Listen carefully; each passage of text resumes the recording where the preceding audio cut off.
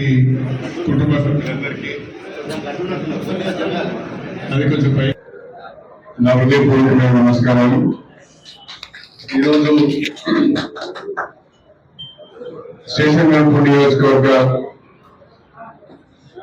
కాంగ్రెస్ పార్టీకి చెందిన మండల పార్టీ అధ్యక్షులు, బ్లాక్ కాంగ్రెస్ అధ్యక్షులు, మండల సమన్వయ కమిటీ సభ్యులు, అదేవిధంగా మాజీ జెడ్పీటీసీలు, ఎంపీపీలు, పిఎస్సిఎస్ చైర్మన్లు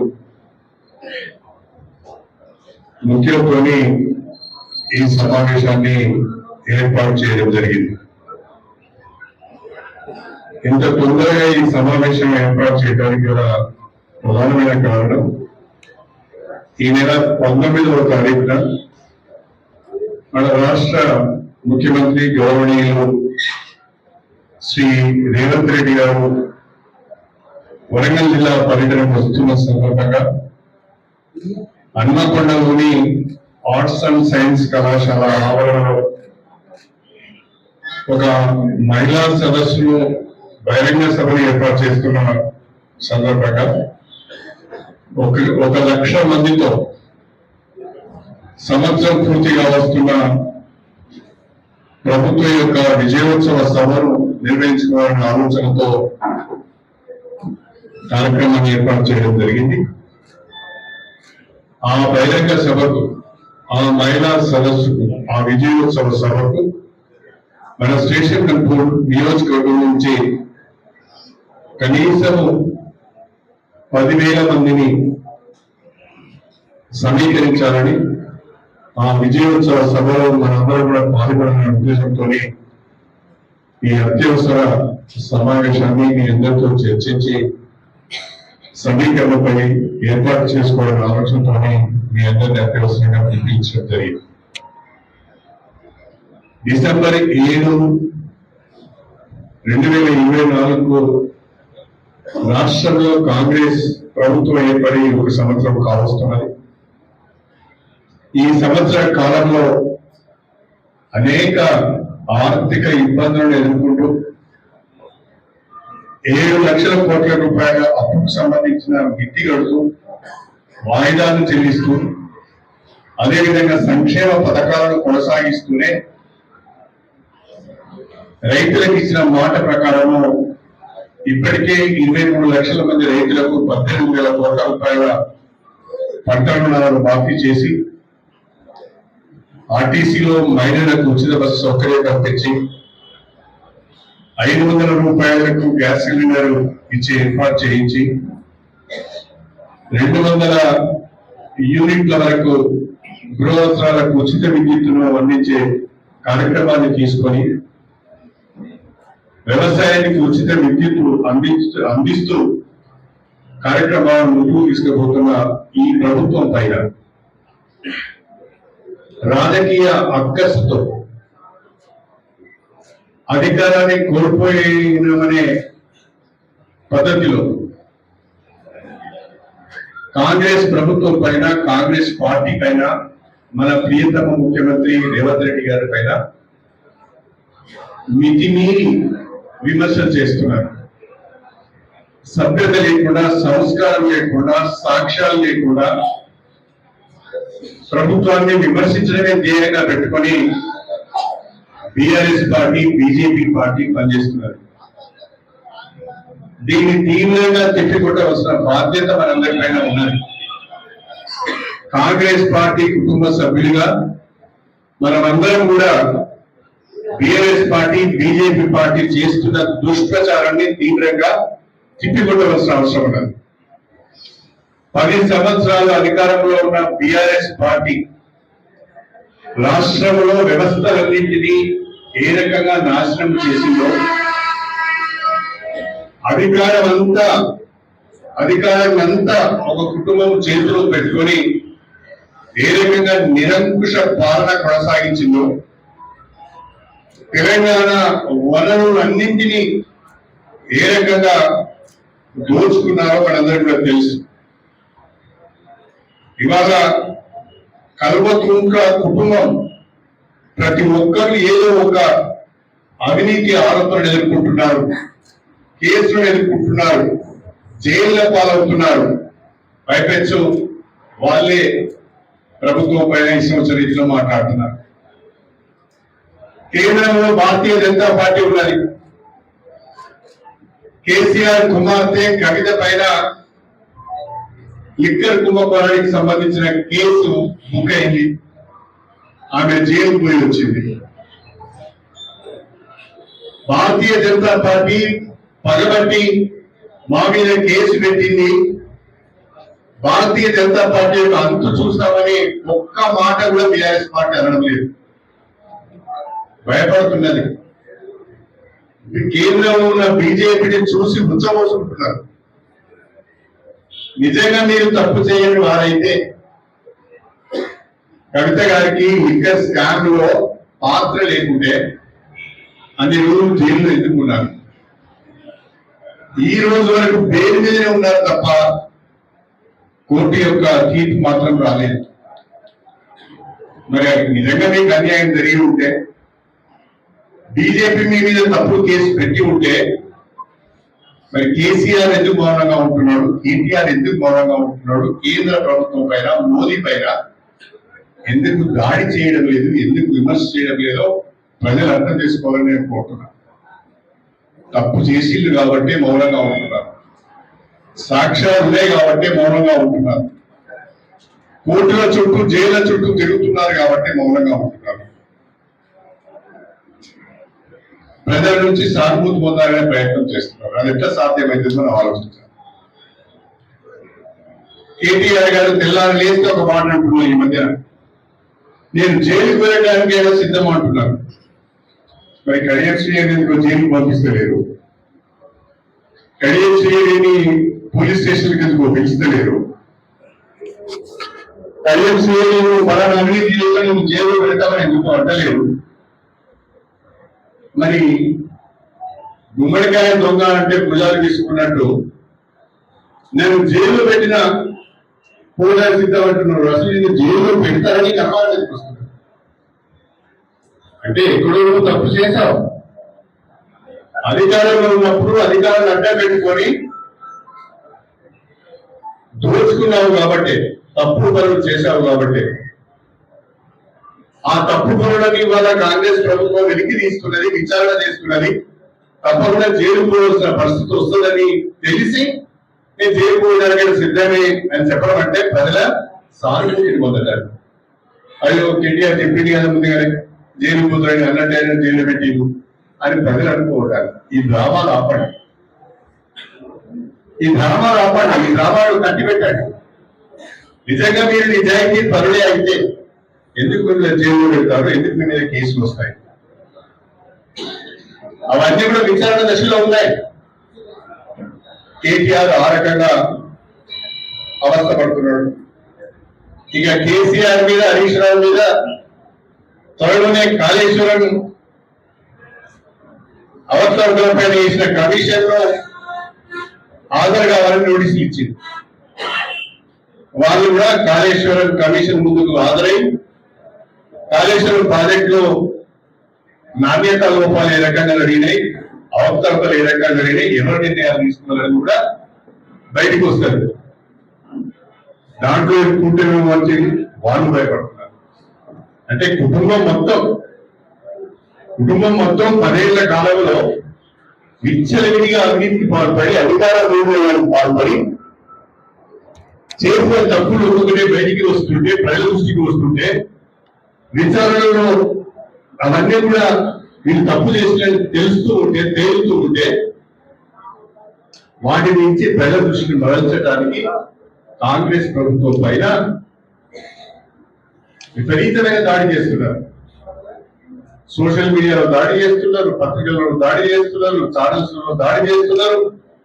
అవసరమనుకుంటే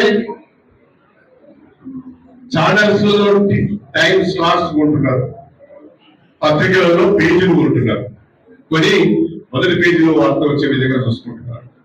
ప్రైమ్ న్యూస్ లలో ఛానల్స్ లో వచ్చినట్టుగా చూసుకుంటున్నారు. ఎందుకంటే నిధులు కూడా బాగా ఉన్నాయి, డబ్బులు కూడా బాగా ఉన్నాయి. దీన్ని దయచేసి కాంగ్రెస్ పార్టీ కార్యకర్తలను కూడా అర్థం చేసుకోవాలి. కష్టపడి తెచ్చుకున్న ప్రభుత్వం పైన సంవత్సరం పూర్తి కాకముందే అది చేయలేదు, ఇది చేయలేదు, అది కాలేదు, ఇది కాలేదని నానా రకాలుగా మాట్లాడుతున్నారు. ఒక సంవత్సరం లోపు 18,000 కోట్ల రూపాయల పంట రుణాలు మాఫీ చేశారు. ఇంకొక నెల 15 రోజుల్లో మరొక 13,000 కోట్ల రూపాయల పంట రుణాలు మాఫీ చేయబోతున్నారు. దేశంలో ఏ ప్రభుత్వమైనా ఒక సంవత్సరం లోపు 42 లక్షల మంది రైతులకు 31,000 కోట్ల రూపాయల పంట రుణాలు మాఫీ చేసిన చరిత్ర ఉందని నేను అడుగుతున్నాను. ఉంటే కేంద్ర మంత్రి కిషన్ రెడ్డి చెప్పాలని నేను అడుగుతున్నాను. భారతీయ జనతా పార్టీ ఏనాడు కూడా వ్యవసాయాన్ని పట్టించుకోలేదు. రైతు రుణమాఫీ చేయడానికి ముందుకు రాలేదు. రైతు రుణమాఫీ చేస్తుంటే దాన్ని అడ్డుకునే ప్రయత్నం చేస్తున్నారు. రుణమాఫీ సరైనది కాదని చెప్తున్నారు. వాళ్ళు కూడా కాంగ్రెస్ పార్టీ పైన విమర్శలు చేస్తున్నారు. మనము కాంగ్రెస్ కష్టపడ్డాము, కాంగ్రెస్ పార్టీ అధికారంలోకి వచ్చింది, ఇక మన పని అయిపోయింది అని చెప్పి చాలా మంది బీఆర్ఎస్ బీజేపీ వాళ్ళు చేసే విమర్శలు మనం పట్టించుకోవడం, దానిపైన మనం స్పందించడం లేదు. దయచేసి మనందరూ కూడా యాక్టివ్ గా ఉండాలి. స్థానిక సంస్థ ఎన్నికలు వస్తున్నాయి. ఆ ఎన్నికల్లో మీ అందరినీ కూడా మీ రిజర్వేషన్లను బట్టి, మీ అర్హతలను బట్టి ఇక్కడ ఉన్న చాలా మందిని సర్పంచులుగా, ఎంపీటీసీలుగా, ఎంపీపీలుగా, జెడ్పీటీసీలుగా చేసుకోవాల్సిన బాధ్యత నా పైన ఉన్నది, కాంగ్రెస్ పార్టీ పైన ఉన్నది. అది జరగాలి, ప్రజలు మనతో ఉండాలి అంటే మనం కాంగ్రెస్ పార్టీతో ఉండాలి, కాంగ్రెస్ పార్టీని కాపాడుకోవాలి. మనం నమ్ముకున్న కార్యకర్తలు, ప్రజలు కూడా కాపాడుకోవాల్సిన బాధ్యత మనందరి పైన ఉంది అని చెప్పి ఈ సందర్భంగా తెలియజేస్తున్నాం. ప్రతిసారి ఒక మాట మాట్లాడుతున్నారు, కడియం శ్రీహరి అవకాశవాది బీఆర్ఎస్ లో గెలిచి కాంగ్రెస్ పార్టీలోకి వచ్చారు అని నేను ఈరోజు ఒక మాట చెప్పాలనుకున్నాను. గత బీఆర్ఎస్ ప్రభుత్వంలో 10 సంవత్సరాలుగా కల్వకుంట్ల కుటుంబం చేసిన అనేక అవినీతి కార్యక్రమాలు నాకు తెలుసు. ధరణిలో 100 ఎకరాల భూములను, ధరణిని అడ్డం పెట్టుకొని 100 ఎకరాల భూములను హైదరాబాద్ లో ఆక్రమించుకున్న విషయం కూడా నాకు తెలుసు. ఏనాడో ఒకరోజు పాపం పండుతుంది, పాపం పండిన రోజు వీళ్ళందరూ కూడా కోర్టుల చుట్టూ, జైళ్ళ చుట్టూ తిరగాల్సి వస్తుంది. ఆ కోర్టుల చుట్టూ, జైళ్ళ చుట్టూ బీఆర్ఎస్ నాయకులు తిరుగుతున్న సమయంలో నేను వాళ్ళ ఎంట తిరిగి ఆ పెంట కొంత నేను రాసుకోవడానికి ఇష్టం లేక రైతు వచ్చానని చెప్పేసి ఏదో 100 కోట్లు తీసుకొని పోయాడు, లేకుంటే బిడ్డకు చీకట్లు పోయాడు అని చౌకబారు మాటలని మాట్లాడుతున్నారు. కడియం శ్రీహరిని 100 కోట్లు కాదు కదా, 1000 కోట్లు పెట్టి కొనే మగాడు ఈ భూమి మీద పుట్టలేదు. అది కడియం శ్రీహరి. ఎవడు ఏనుగు పోతాంటే కుక్కలు పోయి చాలా మంది మరుగుతాడు, కానీ సాక్ష్యం కావాలి. పలానా వ్యక్తి దగ్గర 10 లక్షలు తీసుకున్నాడు, శిరీష్ రెడ్డికి మార్కెట్ కమిటీ చైర్మన్ ఇచ్చారు, నేను ఇవ్వలేదు, పార్టీ ఇచ్చింది, ప్రభుత్వం ఇచ్చింది. శిరీష్ రెడ్డి దగ్గర 1 రూపాయలు నేను తీసుకున్నానేమో, నేను నిలబడలేదు. ఇవాళ రాంబాబులు జిల్లా గ్రంథాలయ సంస్థ చైర్మన్ చేశాను, ఆయన దగ్గర ఒక ఛాయ తీసుకున్నాను అడిగాను. ఇవాళ నర్సింహులు మన జీవికల్లు దేవస్థానం రామచంద్ర స్వామి ఆలయానికి చైర్మన్ చేశారు, నాకు ఛాయ రాయించేదే అడిగాను. శ్రీధరరావు గారిని పల్లెగూడ మన చీంపూర్ దేవస్థానం చైర్మన్ చేశాను, ఎన్ని రూపాయలు తీసుకున్న వాళ్ళని అడిగాను. అట్నే శివుడిని మన మార్కెట్ కమిటీ వైస్ చైర్మన్ చేసుకున్నాం, ఏమిచ్చారు అడగండి. మా నూతన ఏరియాను వైస్ చైర్మన్ చేసుకున్నాం, మార్కెట్ గన్పూర్ ఏమిచ్చారు అడగండి. కడియం శ్రీహరి రాజకీయ చరిత్రలో, రాజకీయ జీవితంలో నాయకుల దగ్గర, కార్యకర్తల దగ్గర పదవులు ఇవ్వడానికి డబ్బులు తీసుకున్న చరిత్ర లేదు. ఆ నీచ మనస్తత్వం అది కాదు, అంత నీచ స్థాయికి నేను దిగజారను అని చెప్పి కాంగ్రెస్ పార్టీ కార్యకర్తలకు బాధిస్తున్నాను. కాకపోతే రాని వాళ్ళకు కొంత బాధ ఉండొచ్చు, ఒప్పుకుంటారు, అది ఒప్పుకుంటారు. అర్హత ఉన్నవాళ్ళు ఇక్కడ చాలా మంది ఉన్నారు. అర్హత ఉన్నవాళ్ళు, పార్టీ కొరకు కష్టపడ్డారు చాలా మంది ఉన్నారు. ఇప్పుడు వచ్చిన వాళ్ళకంటే కూడా ఎక్కువ అర్హత ఉన్న వాళ్ళు కూడా ఉన్నారు. వాళ్లకు కొన్ని కారణాల వల్ల అవకాశాలు ఇవ్వలేకపోయారు. తప్పకుండా ఇంకా మన ప్రభుత్వం 4 సంవత్సరాలు ఉంటారు. ఈ 4 సంవత్సరాల వరకు మీకు తప్పకుండా మీ గౌరవాన్ని దక్కే విధంగా మీకు అవకాశాలు వస్తాయా, వెతుకుంటే వస్తాయని చెప్పి నేను ఈ సందర్భంగా మీ అందరికీ కూడా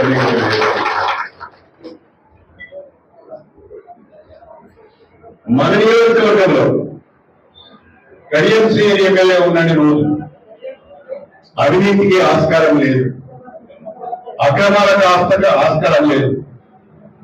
ఎవరో పైరు చేస్తే పదవులు రావు, లేకుంటే కొనుక్కుంటే పదవులు రావు. అది మీ అందరితో సంప్రదించి మీ అందరితో మాట్లాడి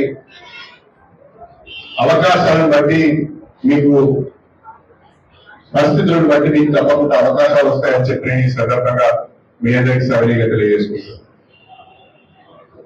స్టేషన్ గన్పూర్ నియోజకవర్గాన్ని అభివృద్ధి చేయాలి, అభివృద్ధిలో మరొకసారి కలిసి మార్పు చూపించాలనే తపనతో నేను పనిచేస్తున్నాను. ఈ సందర్భంగా గౌరవ ముఖ్యమంత్రి గారికి హృదయపూర్వకంగా నేను కృతజ్ఞతలు తెలియజేసుకుంటున్నాను. నేను దాదాపు 10 ప్రతిపాదనలు పెట్టాను. అందులో ఇప్పటికే 6 ప్రతిపాదనలు మంజూరీ దశలో ఉన్నాయి. ఒకటి, మన నియోజకవర్గానికి ఇంటిగ్రేటెడ్ రెసిడెన్షియల్ స్కూల్ ఇప్పటికే మంజూరు అయింది, ఆర్డర్స్ వచ్చాయి. 4 గురుకుల పాఠశాలలు ఒకే కాంప్లెక్స్ లో 6,000 మంది పిల్లలు చదువుకునే విధంగా ల్యాండ్లను హెల్త్ డిపార్ట్మెంట్ కు ట్రాన్స్ఫర్ చేయడానికి ముఖ్యమంత్రి గారి అంగీకారం తెలిపింది. రేపు జీవో వస్తున్నాయి.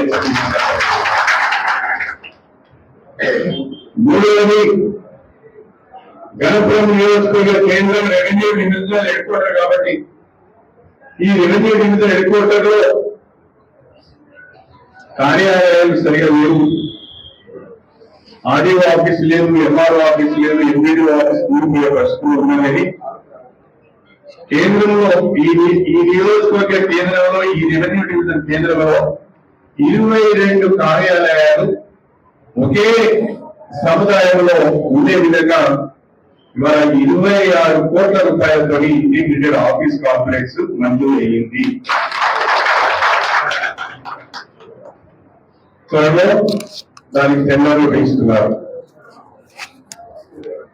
మూడవది, స్టేషన్ గన్పూర్ నియోజకవర్గ కేంద్రానికి గవర్నమెంట్ డిగ్రీ కాలేజ్ మంజూరు అయింది. 4వది, గన్పూర్ లో మున్సిపాలిటీగా త్వరలోనే అప్గ్రేడ్ చేయబోతున్నారు.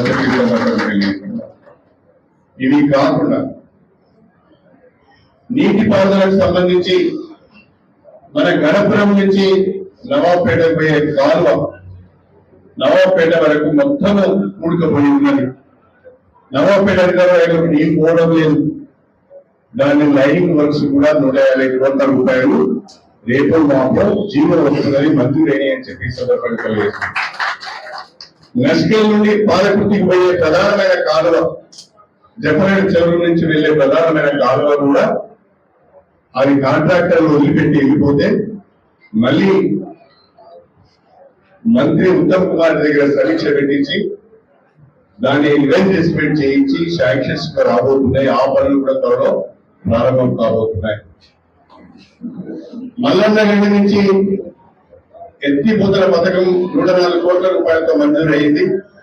అందులో 1 లిఫ్ట్ పనులు పూర్తయినాయి, ఇంకా 2 లిఫ్ట్ పనులు కావాలి. ఆ 2 లిఫ్ట్ పనులను కూడా వచ్చే జూన్ లో కూడా పూర్తి చేసి ప్రత్యేకించి చిలిపూరు, వేలేరు మండలాల్లో ఉన్న ఆ చివరి గ్రామాలకు, కరువు ప్రాంతాలైన చివరి గ్రామాలకు వచ్చే జూన్ అంటే కనీసం 7-8 నెలల వరకు ఆ భూములకు గోదావరి నీళ్ళు అందించే బాధ్యత నాది అని చెప్పి రఘునాథ్పల్లి మండల కేంద్రంలో, అదేవిధంగా మన వేలేరు మండల కేంద్రంలో కొత్తగా 2 ప్రభుత్వ జూనియర్ కళాశాలలు మంజూరు అవుతున్నాయి. చీపూరు, వేలేరు కొత్తగా ఏర్పడిన మండలాలలో ప్రభుత్వ కార్యాలయాలకు ప్రతిపాదనలు పెట్టారు. అవి కూడా త్వరలో మంజూరు వస్తున్నాయి. ఇది కాకుండా R&D ద్వారా ఒక 150 కోట్లకు, పంచాయతీరాజ్ ద్వారా ఒక 150 కోట్లకు, మొత్తగా నియోజకవర్గంలో 300 కోట్ల రూపాయల విలువైన రోడ్లకు ప్రతిపాదన పెట్టారు. ఇవన్నీ కూడా ప్రతిపాదనలన్నీ కూడా చివరి దశలో ఉన్నాయి. ప్రభుత్వ ఉత్తర్వులు రాబోతున్నాయి. ఇవన్నీ కూడా వచ్చే సంవత్సరం అన్ని కూడా టెండర్స్ పిలిచి పనులు ప్రారంభించడం జరుగుతుంది అని చెప్పి మీ అందరికీ సవినయంగా తెలియజేసుకుంటాను. నేను చెప్పిన ఈ కార్యక్రమాలన్నీ వచ్చే జనవరి అంటే ఇంకా 1-2 నెలలు, జనవరి లోపు నేను చెప్పిన ఇవన్నీ కూడా పనులు ప్రారంభమైతాయని చెప్పి ఈ సందర్భంగా నేను మీకు గుర్తు చేస్తున్నాను. అంతేకాకుండా స్టేషన్ గన్పూర్ నియోజకవర్గానికి 3,500 ఇందిరా బైక్లు మంజూరైనాయి. అయితే నేను ముఖ్యమంత్రి గారిని కోరాను, 10 ఏళ్లలో మా నియోజకవర్గంలో ఇళ్ల నిర్మాణం జరగలేదు, పేదవాళ్ళు ఎక్కువగా ఉన్నారు, దళితులు ఎక్కువగా ఉన్నారు, ఇంకో జరుపు అంటే ఆయన ఇంకొక 2,500 ఇళ్ళు అదనంగా ఇస్తానన్నాడు. మొత్తంగా మన నియోజకవర్గానికి అందరికంటే ఎక్కువ 6,000 ఇందిరా ఇళ్ళు వస్తున్నాయి. ఆ 6,000 ఇందిరమ్మ ఇళ్ళు కూడా మనం ఏర్పాటు చేసుకున్న ఇందిరమ్మ కమిటీల ద్వారా మీరే ఎంపిక చేయండి. ఇల్లు లేని వారు, సొంత ఇంటి జాగా ఉన్న వాళ్ళు, ఇల్లు లేని వారు, పేదవాళ్ళు ఎవరైతున్నారో వాళ్ళకు మనం ఇద్దాం. ఇందిరమ్మ కమిటీలో ఉన్న 5 మనుషులు పంచుకుందామనే ప్రయత్నం చేయకండి. పేదవాళ్ళు ఎవరైతున్నారో ఆ పేదవాళ్ళను గుర్తించి వాళ్ళకి ఇల్లు ఇవ్వాల్సిందిగా నేను ప్రత్యేకంగా కోరుతున్నాను. ఒకవైపు పెద్ద ఎత్తున అభివృద్ధి కార్యక్రమాలు చేస్తూ ఉంటే మనకు అడ్డంకులు సృష్టించే విధంగా, మన ఆలోచనలను డైవర్ట్ చేసే విధంగా ఇక్కడ ఉన్న నాయకులు కొంతమంది చౌకబారు విమర్శలు చేస్తున్నారు. అవి ఏ రకంగా ఉన్నాయంటే, తిప్పి కొట్టాలంటే ఆ స్థాయికి మనం దిగజాలనే ఒక ఇబ్బంది అవుతున్నది. తిప్పి కొట్టకపోతే ప్రజలు నిజం అనుకునే ప్రమాదం కూడా ఉన్నది. చాలా మంది చాలా రకాలుగా ఆశలు పెట్టుకున్నారు. ఆశలు ఏంటి అంటే, కడియం శ్రీహరి ఎన్నిక చెల్లదు, ఆయన పార్టీ మారింది కాబట్టి ఆయన ఎన్నిక చెల్లదు, త్వరలో ఉప ఎన్నికలు వస్తాయి, మేము పోటీ చేస్తాం, గెలుస్తామని ఆశ పెట్టుకున్నారు. తప్పేం లేదు, రాజకీయాలు ఉన్నప్పుడు ఆశ పెట్టుకోవడం తప్పేం లేదు. కానీ లొట్టపెట్ట ప్రజలకు నక్క ఆశపడినట్టుగా ఉంటది. ఎక్కువ ఆశ పెట్టుకుంటే నిరాశ పడవలసి వస్తుంది. నేను వాళ్ళకు నా పైన విమర్శలు చేసేవాళ్ళు, నా పైన అవినీతి ఆరోపణలు చేసేవాళ్ళు, మాటి వాళ్ళ పేరు తీసుకొని మాట్లాడడం కూడా నాకే కొంచెం సిగ్గు అనిపిస్తున్నది. కానీ తప్పడం లేదు. నా పైన నీచపు ఆరోపణలు చేసేవాళ్ళు, నా పైన అవినీతి ఆరోపణలు చేసే వాళ్ళందరికీ చివరిగా ఒక్కసారి ఒక మాట, ఒక సవాల్ విసురాలనుకుంటున్నాను. మీరు అది ఒప్పుకుంటే సంతోషం, లేకుంటే తర్వాత ఏనుగు పోతాంటే కుక్కలు మరుగుతాయని వదిలిపెడితే తప్ప ఇక పట్టించుకోదలుచుకోలేదు ఇప్పుడు. ఎందుకంటే నా ఆలోచన అంతా నియోజకవర్గ అభివృద్ధి, నా ఆలోచన అంతా ప్రజా సమస్యల పరిష్కారం. కాబట్టి ఈ తెల్లారేస్తే ప్రెస్ మీట్ పెట్టి ఒకటి తిట్టుకోవడం, నువ్వు 1 గంట, 2 గంటలు, 2 గంటలు, 4 గంటలు, 4 గంటలు, 8 గంటలు, ఈ రకంగా టైంను నేను వేస్ట్ చేసుకోదలుచుకోలేదు. కానీ ఈరోజు ఒక మాట చెప్పాలనుకుంటున్నాను. మొన్న ఈ మధ్య నేను ఒక వార్త చూశాను. ధర్మసాగరం మండలం దేవునూరు గుట్టలలో అటవీ భూములను ఆక్రమించుకోవడానికి నేను ప్రయత్నం చేస్తున్నట్టుగా ఒక వార్త చూశాను. నా 30 ఏళ్ల రాజకీయ జీవితంలో ఎక్కడ కూడా ఒక ఎకరం భూమిని కబ్జా చేసిన పాపాన పోలేదు. ఒకవేళ నేను కబ్జా చేస్తుంటే ఈ పాటికి నా భూమి దులిపేవాళ్ళందరూ. నా 30 ఏళ్ల రాజకీయ జీవితంలో ఎవరికైనా సహాయం చేస్తానే తప్ప వాళ్ళ దగ్గర నుంచి ఒక పైసలు నేను ఆశపడలేదు. నాతో ఉన్నంతకు పేద పిల్లలకు చదువుకుంటారంటే ఆర్థిక సహాయం చేశాను. పేద పిల్లలు హాస్పిటల్లో అడ్మిట్ అయ్యి ఫీల్ కట్టలేకపోతున్నామంటే ఆర్థిక సహాయం చేశాను. అంతే తప్ప నీకు పదవి ఇస్తాను పని ఇస్తానని చెప్పి నేను ఎవరి దగ్గర డబ్బులు తీసుకోలేదు. ఈ దేవునూరు గుట్టలు అటవీ భూములను కడియం శ్రీహరి ఆక్రమిస్తున్నాడు, తన అధికారాన్ని అడ్డపెట్టుకొని అధికారులను బెదిరిస్తున్నాడు అని ఒక మాట అన్నారు. నేను ఈరోజు నియోజకవర్గ ప్రజలకు తెలియాలని ఒక మాట చెప్తాను. ఈ నియోజకవర్గంలోనే కాదు, తెలంగాణ వ్యాప్తంగానే కాదు, ఎక్కడైనా కడియం శ్రీహరి అధికారులను అడ్డుపెట్టుకొని భూ కబ్జా చేశాడు, వేరే వాళ్ళని బెదిరించి వాళ్ళ దగ్గర నుంచి భూమిని లాక్కున్నాడు, ఆయన పేరు మీద ఆయన కుటుంబ సభ్యుల పేరు మీద రిజిస్ట్రేషన్ చేయించుకున్నాడు అనే సాక్ష్యాలు ఏమైనా ఉంటే మీరు బయట పెట్టండి, నేను దానికి బాధ్యత వహిస్తాను. అటవీ భూముల విషయంలో నా దగ్గరికి రైతులు వచ్చి మమ్మల్ని మాకు పట్టాలు ఉన్నాయి, ధరణి పాస్బుక్లు ఉన్నాయి, మాకు రైతు బంధు కూడా వస్తున్నది, కానీ మమ్మల్ని అటవీ శాఖ వాళ్ళు వ్యవసాయం చేసుకొని ఇస్తలేరు అంటే మాత్రమే నేను కలెక్టర్ గారితో డిఎఫ్ఓతో సమీక్ష సమావేశం పెట్టి రైతులకు న్యాయం చేయాలని చెప్పాను. అంతకు మిగిలి నేనేమి అక్కడ పోయి కూడా చూడలేదు. కలెక్టర్ ఆఫీస్ లో సమీక్ష పెట్టి ఆ సమీక్షా సమావేశంలో రైతుల భూములను అన్యాయంగా లాక్కోవద్దు, రైతుల భూములు అటవీ భూములని మీరు చెప్పొద్దు, వాళ్ళ దగ్గర ధరణి పాస్బుక్లు ఉన్నాయి, వాళ్ళకి రైతు బంధు వస్తున్నది, అన్ని రకాలైన హక్కులు వాళ్ళకు ఉన్నాయి కాబట్టి ఆ భూములు వాళ్ళకే చెందాలని చెప్పి నేను చెప్పాను. అంతకు మించి నా అధికారులు ఉపయోగించి కానీ నేను కానీ అటవీ భూములను కానీ రైతుల భూములను కానీ లాక్కున్నట్లయితే, నేను కబ్జా చేసినట్లయితే, నేను తీసుకున్నట్లయితే, అది మీరు సాక్ష్యాలతో నిరూపించినట్లయితే నేను నా ఎమ్మెల్యే పదవికి రాజీనామా చేస్తాను. నా ఎమ్మెల్యే పదవికి రాజీనామా చేయడమే కాకుండా శాశ్వతంగా రాజకీయాల నుంచి తప్పుకుంటాను. మీకు ఒక అవకాశం ఇస్తున్నాను, మా సోదరుడు రాజయ్య గారికి ఒక అవకాశం ఇస్తున్నాను. రాజయ్య గారు, మీ దగ్గర సాక్ష్యాలు ఉంటే ప్రజల ముందు పెట్టండి, పత్రికాముఖంగా ఆ సాక్ష్యాలను ప్రజల ముందు పెట్టండి. ఇదిగో కడియం శ్రీహరి ఆక్రమించుకున్న భూములు ఇవి, సర్వే నెంబర్లు ఇవి, ఇవి అటవీ భూములు ఇవి, ఇవి ఇన్ని ఎకరాలు కబ్జా చేసుకున్నాడని, లేకుంటే పట్టా చేయించుకున్నాడని మీ దగ్గర సాక్ష్యాలు ఉంటే ప్రజల ముందు పెట్టండి. అది నిజమైన అయితే, సాక్ష్యాలు కరెక్ట్ అయినట్లయితే నేను తక్షణమైన ఎమ్మెల్యే పదవికి రాజీనామా చేస్తాను, రాజకీయాల నుంచి తప్పుకుంటాను. అప్పుడు రాజయ్య గారికి ఒక అవకాశం వస్తుంది, పోటీ చేసే అవకాశం వస్తుంది. గెలుస్తా రాలేదనేది నా చేతిలో లేదు, అది ప్రజలు నిర్ణయించాలి. గెలుస్తా రాలేదనేది ప్రజలు నిర్ణయించాలి. కాబట్టి నువ్వు ఏదో ఆశపడుతున్నావు, ఉప ఎన్నికలు వస్తాయి, నేను ఎమ్మెల్యే పోటీ చేస్తా, గెలుస్తాను ఆశపడుతున్నావు కదా, ఉప ఎన్నికలు వచ్చేంత ఎందుకు అవుతావు? ఈ వారం రోజులను బట్టి అది కనుక నీ దగ్గర ఉన్న సాక్ష్యాలని కనుక ప్రజల ముందు పెడితే, ఆ సాక్ష్యాలు నిజమని ప్రజలు భావిస్తే, లేకపోతే అధికారులు భావిస్తే, తప్పకుండా నా ఎమ్మెల్యే పదవికి రాజీనామా చేసి రాజకీయాల నుంచి తప్పుకొని పోటీ చేసే అవకాశం మాత్రం నీకు ఏదో ఒక పార్టీ నుంచి వస్తుంది. గెలుస్తావో ఓడతావు అనేది ప్రజలు నిర్ణయిస్తారు. కాబట్టి అవకాశాన్ని ఉపయోగించుకోమని నేను రాజయ్య గారిని కోరుతున్నాను. ఒకవేళ నేను చెప్పిన దానికి నువ్వు ఒప్పుకోకపోతే, నా సవాలు నువ్వు స్వీకరించకపోతే, నేను ఇంకో మాట కూడా అంటాను.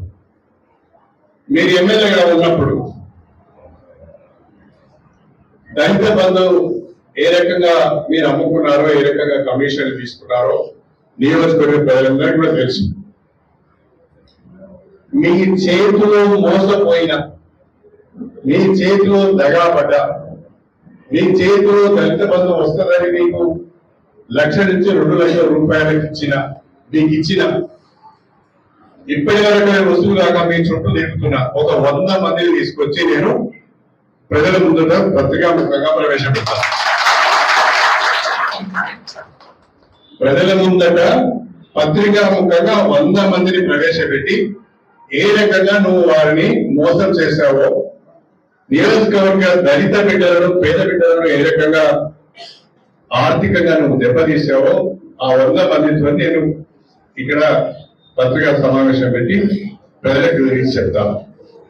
వాళ్ళు చెప్పింది విన్న తర్వాత మరి నువ్వైనా కనీసము ఇక లాభం లేదు, చాలా నీచ పనులు చేశాను, చాలా అవినీతికి పాల్పడ్డాను, నా దళిత బిడ్డలు కూడా మోసం చేశామని నేను కాస్తంతైనా మనిషి అన్నవాడు ఉంటే నువ్వు రాజకీయాల నుంచి తప్పుకోవడానికి సిద్ధంగా ఉండాలి అని కోరుతున్నాను. నా సవాలు స్వీకరించాలని కోరుతున్నా. దీన్ని డైవర్ట్ చేయొద్దిగా. అందరం కలిసి ఈ అనవసరమైన ఆరోపణలు, ప్రత్యారోపణలు, విమర్శల జోలికి వెళ్ళకుండా ఒక 2 రోజులు చూస్తా. రాజకీయ రెస్పాండ్ కాకపోతే నేను మాట్లాడతాను. ఆ తర్వాత నా దృష్టి అంతా నేను నియోజకవర్గ అభివృద్ధినే పైన పెడతాను. దయచేసి కాంగ్రెస్ పార్టీ కార్యకర్తలందరూ కూడా నా విజ్ఞప్తి ఏంటంటే రేవంత్ రెడ్డి గారి పైన, కాంగ్రెస్ ప్రభుత్వం పైన, కాంగ్రెస్ పార్టీ పైన రోజు 2-3 పేజీలలో విమర్శలు వస్తున్నాయి. అన్ని సోషల్ మీడియాలో విమర్శలు వస్తున్నాయి. కానీ మనం మాత్రం ఏం మాట్లాడలేదు. మాట్లాడాలి. మీరు కూడా స్పందించాలి. మీకు తెలిసిన వాస్తవం చెప్పాలి. ఆయన తిట్టిందని మనం తిట్టు కాదు, వాస్తవం చెప్పాలి. ఇది వాస్తవం అని చెప్పాలి. దయచేసి కాంగ్రెస్ పార్టీ కార్యకర్తలు కూడా ఎక్కడ వాళ్ళు అక్కడ ఏ మండలం వాళ్ళ ఆ మండలంలో, ఏ గ్రామంలో ఉన్న వాళ్ళు ఆ గ్రామంలో బీఆర్ఎస్ వాళ్ళు, బీజేపీ వాళ్ళు మన మీద చేసే తప్పుడు ఆరోపణలు తిప్పికొట్టాలని చెప్పి నేను మీ అందరికి సవినయంగా తెలియజేసుకుంటాను. ఈ నెల 19వ తారీఖు నాడు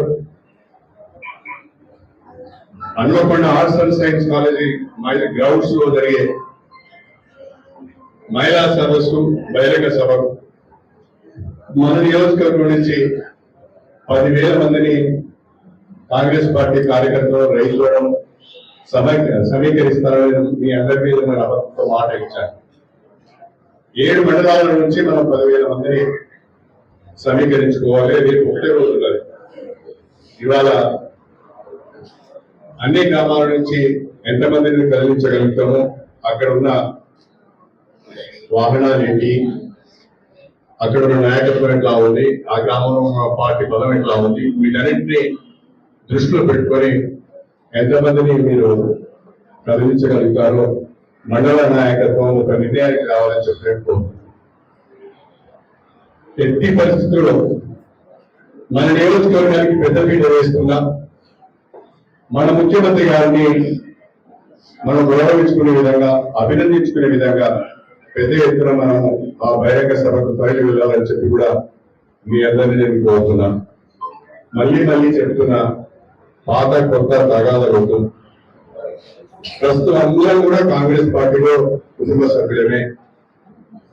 అవకాశాలు ఎట్లా వస్తాయి, ఆ అవకాశాల కొరకు మనం ఆగవలసిన అవసరం ఉన్నది.